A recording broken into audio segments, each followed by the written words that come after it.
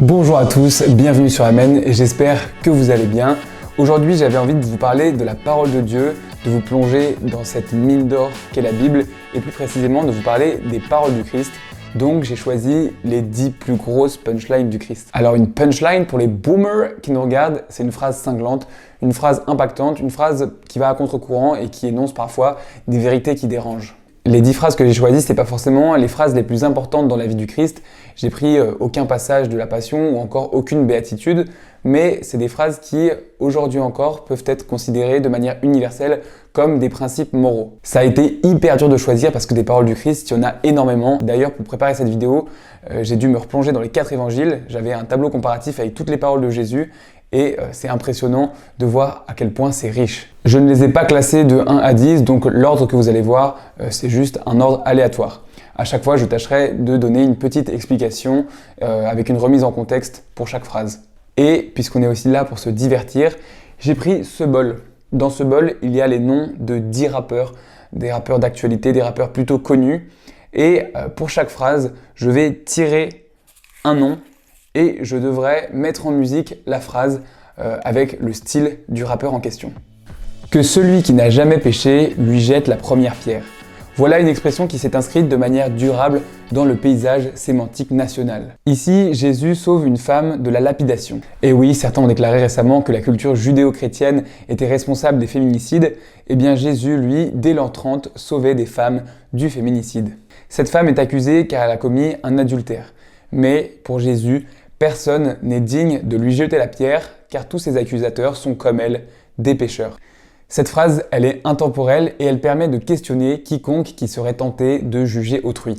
C'est très, très efficace. Cette phrase sera interprétée à la manière de Orelsan, mesdames et messieurs. Tu crois que t'es le meilleur alors qu'en vrai t'es qu'un pécheur. Tu t'es mis ça en tête parce que c'est ce que te dit ta mère. Un jour tu croises une femme qui a commis un adultère. Mais qui serais-tu pour oser lui jeter la pierre?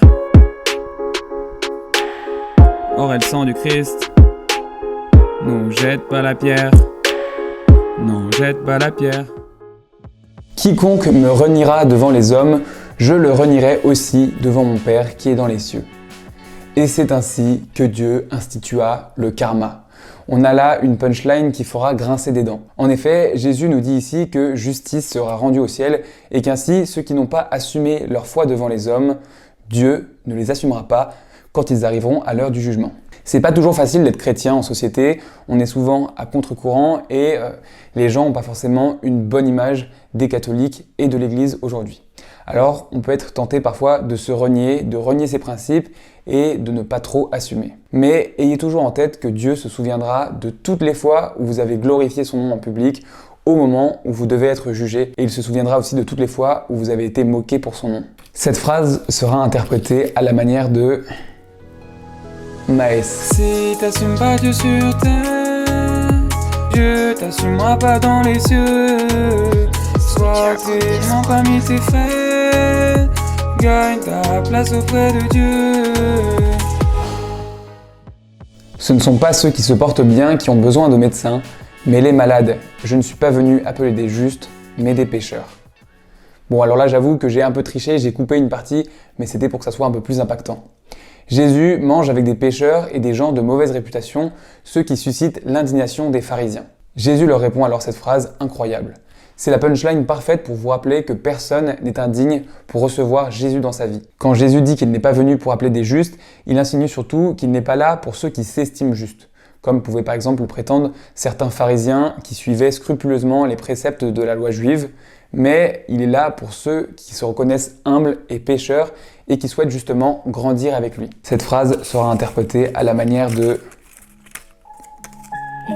Nekfeu. C'est quoi cette dinguerie? Je ne suis pas venu parler avec ceux qui se sentent parfaits, tous ces insensés qui mettent le péché à l'imparfait. Le malade est mal en point, n'aurait-il pas besoin d'un médecin? Le bien portant peut repartir dans sa bâtisse sans être saint. Feu de l'esprit. Car il est plus facile à un chameau de passer par le trou d'une aiguille qu'à un riche d'entrer dans le royaume de Dieu. Là, on est sur une jolie analogie animale. Le chameau, c'est gros, le trou d'une aiguille, c'est tout petit. Donc, il est très compliqué pour un chameau de passer par le trou d'une aiguille. Donc, il est très difficile pour un riche d'entrer le royaume de Dieu. Bon, si on est concret, c'est impossible. Ici, Dieu nous invite à la pauvreté. Mais on ne peut pas réduire la pauvreté à seulement l'argent. Elle peut être matérielle, mais c'est avant tout une pauvreté de cœur, un dépouillement pour laisser toute sa place à Dieu. Et souvent, trop de richesses sont un obstacle à une belle relation à Dieu et au prochain. Cette punchline sera interprétée avec le style de Hugo TSR. J'ai jamais vu un mec du 16 en train de donner une pièce. Tout ce qu'il préoccupe, c'est qu'il n'y ait pas de rayures sur sa caisse. Jésus a dit, pour être parfait, va vendre ce que tu possèdes. L'amour du fric t'a rattrapé avant que tu procèdes. On dit que c'est peu probable croiser un riche au paradis, comme un chameau qui essaie de traverser une aiguille. Aux hommes, cela est impossible, mais à Dieu, tout est possible. Celle-là, je l'aime beaucoup parce qu'elle a un petit côté super-héros, un petit côté Chuck Norris. Et il rappelle que pour lui, tout est possible, tout est faisable. Et vous savez dans quel contexte il dit ça ? Eh bien, quand il parle du chameau qui ne peut pas passer dans le trou de l'aiguille. Donc, il y a quand même un espoir pour les chameaux et pour les riches. Dieu, par sa puissance et sa miséricorde, fait entrer qui il veut dans le royaume des cieux. Cette punchline sera interprétée à la manière de Tiakola. Pour toi frérot c'est impossible. Tu veux briller, tu rates la cible, yeah. Jésus-Christ lit la Bible. Pour notre Dieu tout est possible, yeah. Ça colle la mélo, yeah. Yeah. Yeah. Si quelqu'un te frappe sur la joue droite, présente-lui aussi l'autre. Cette phrase, elle est ultra connue, elle est sortie d'ailleurs un peu à tort et à travers. Jésus, en la prononçant, vient abolir la loi du talion, œil pour œil, dent pour dent, qu'on retrouve dans l'Exode. Il propose un autre chemin de vie que de simplement s'en tenir à une attitude légaliste où on se fait justice soi-même. Là où n'importe qui ayant reçu une gifle en coller une à son adversaire, Jésus invite ses disciples à briser la chaîne de violence en tendant l'autre joue. Je sais que beaucoup ont du mal avec cette phrase qui permettrait de justifier le fait que les chrétiens se laissent faire et se laissent marcher dessus. Et Jésus ne veut pas que nous soyons dans une attitude passive qui consisterait à juste se laisser détruire, mais il souhaite que nous soyons des artisans de paix en cherchant le pardon et la justice sans rentrer dans une logique de haine et de vengeance. D'ailleurs, devant ses juges, Jésus a su se défendre en disant « Si j'ai mal parlé, montre ce que j'ai dit de mal. Mais si j'ai bien parlé, pourquoi me frappes-tu » Cette phrase sera interprétée à la manière de Joule. Je calcule pas les jaloux, je suis à Marseille à Notre-Dame. Toute la journée on loue pendant que les autres nous souhaitent du mal. Si un mec me malmène, promis Jésus, je rentre pas les coups. Je suis dans l'amour, amen, promis Jésus, je dans l'autre joue. Qui vit par l'épée, périra par l'épée. Au moment de l'arrestation de Jésus au mont des Oliviers, Pierre sort son épée et met un grand coup qui tranche l'oreille d'un Romain. Pierre le fait avec une sincère volonté de sauver et de protéger le Christ. Et pourtant, Jésus le reprend et affirme « Tous ceux qui prennent l'épée périront par l'épée ». En disant ça, Jésus veut signifier que celui qui entre dans la logique de son adversaire en le combattant avec les armes que sont la haine et la violence, même s'il s'agit de le défendre lui, ça conduit à toujours plus de violence et au final, il risque de se retrouver en prison, d'être coupable et de se retrouver privé de sa liberté. Cette citation, elle se rapproche un peu de la précédente et je trouve que les deux se complètent assez bien. Et le contexte la rend encore plus puissante. Jésus sait qu'il va beaucoup souffrir lors de sa passion et il pourrait être tenté d'y échapper. Pourtant, quand Pierre le défend, il le reprend avec cette magnifique phrase. C'est une masterclass. Cette phrase sera interprétée à la manière de Niska. Celui qui sort la caloche prendra un rafale. Celui qui sort l'arme blanche prendra un coup de chasse. Malheureux qui vit par l'épée, il périra par la lame d'une épée. Si tu veux gagner la paix, commence d'abord par ne jamais frapper.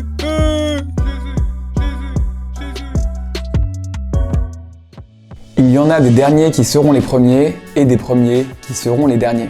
Encore une fois, Jésus renverse les principes humains pour donner une nouvelle loi. À tous les partisans de la méritocratie, calmez-vous, Jésus ne nous incite pas à ne pas chercher la réussite ou à nous complaire dans l'échec pour rester les derniers, mais il montre que lui a le pouvoir de redistribuer les cartes, notamment lorsque nous monterons au ciel. C'est pas parce que tu auras réussi sur terre une vie brillante, accumulé beaucoup d'argent et de succès, que les portes du paradis s'ouvriront pour toi.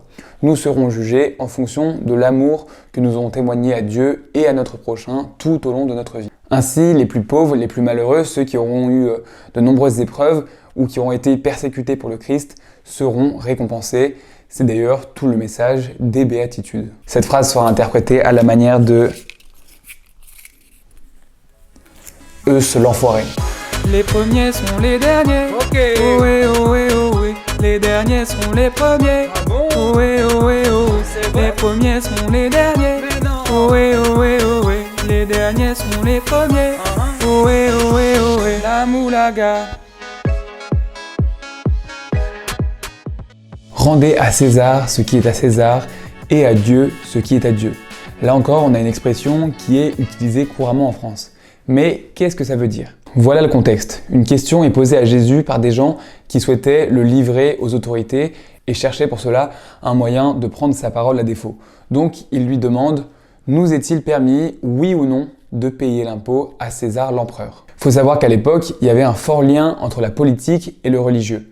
Beaucoup attendaient un messie politico-religieux. Si Jésus répondait non, il aurait pu être arrêté par les Romains puisqu'il ne respectait pas l'empereur. Et s'il répondait oui, il risquait de perdre en crédibilité aux yeux du peuple juif. Alors il dit « Rendez à César ce qui est à César et à Dieu ce qui est à Dieu » pour faire comprendre au peuple que sa royauté n'est pas de ce monde. Le royaume de Dieu n'est pas un royaume concurrent de celui de César, il est d'un autre ordre. Il se situe à un autre niveau. Cette phrase sera interprétée à la manière de Kerry James. Faire condamner le Fils de l'homme pour des histoires de politique. Il confond son royaume avec les affaires publiques. L'empereur n'a rien à voir avec celui qui vient des cieux. À César ce qui est à César, à Dieu ce qui est à Dieu. Ce que vous avez fait au plus petit d'entre les miens, c'est à moi que vous l'avez fait. Cette citation commence dans la Bible par « Amen, je vous le dis ». Et quand Jésus dit ça, tu sais que ce qui va suivre va être monumental. Cette phrase, elle peut à la fois nous réjouir, à la fois nous faire trembler. Jésus explique qu'à chaque fois qu'on fait une bonne action envers notre prochain, c'est vers lui qu'on fait une bonne action. Il nous invite à voir Dieu en chaque personne. Mais c'est aussi valable pour le mal qu'on peut faire. Le mal que l'on fait à notre prochain, c'est aussi à Dieu qu'on le fait. Jésus établit ici une fraternité en lui, mais il se montre aussi comme un père protecteur. Si tu veux mon avis, t'as pas intérêt à toucher un de ses gosses si tu veux pas prendre la foudre. Cette phrase sera interprétée à la manière du dernier rappeur restant, c'est-à-dire Booba. Touche à mon petit et tu vas voir. Tu touches à lui, tu touches à moi. Moi, c'est lui et lui c'est moi. Deux en un, tous en Dieu et c'est comme ça. C'est la fin de cette vidéo, merci à tous de l'avoir suivi. J'espère qu'elle vous aura plu. En tout cas, moi j'ai pris beaucoup de plaisir à la préparer, que ce soit en me replongeant dans la Bible ou en préparant ces petits raps. D'ailleurs, je les ai toujours pas enregistrés, donc ça se trouve la vidéo ne sortira jamais parce que c'est trop gênant. Mais a priori, si vous êtes là, c'est qu'elle est sortie. Mettez un petit pouce bleu et dites dans les commentaires quelle est votre phrase préférée du Christ. Sur ce, je vous dis à très bientôt et que la paix soit avec vous.